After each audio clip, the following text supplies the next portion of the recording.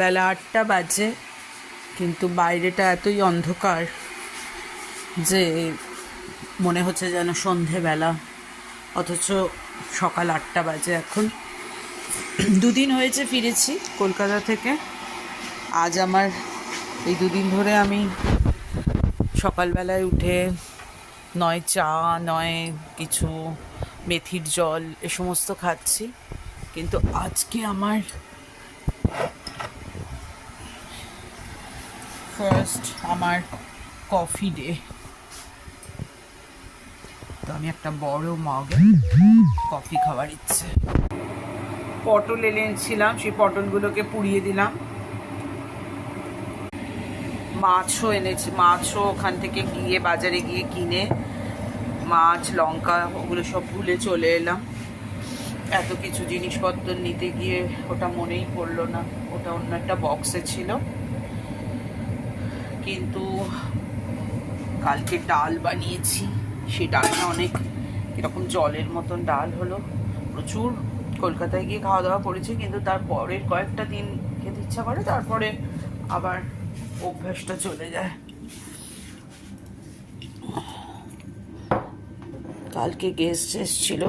এই বিস্কুটটা খুব ভালো, কলকাতার কালো জিরে দেওয়া বিস্কুট, খুব ভালো লাগে সকালবেলায় খেতে।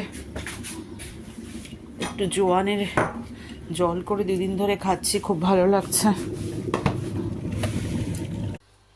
এটা খুব বেশ স্ট্রং কফিটা, জানো, কিন্তু সকালবেলায় এই আর্টিফিশিয়াল এনার্জিটা খুব দরকার পড়ে।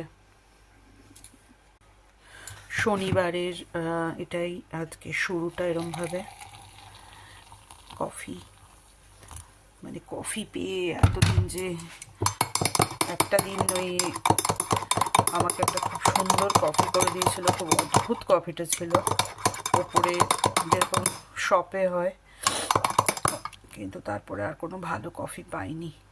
তাই জন্য আমার খুবই এক্সাইটিং লাগছে আজকের এই কফিতে। তারপরে কফি খেয়ে প্ল্যানটা করতে বসবো যে আজকে আমার কি করার আছে। এখনো সব ঠিকঠাক মতন গোছানো হয়নি, প্রচুর কাজ।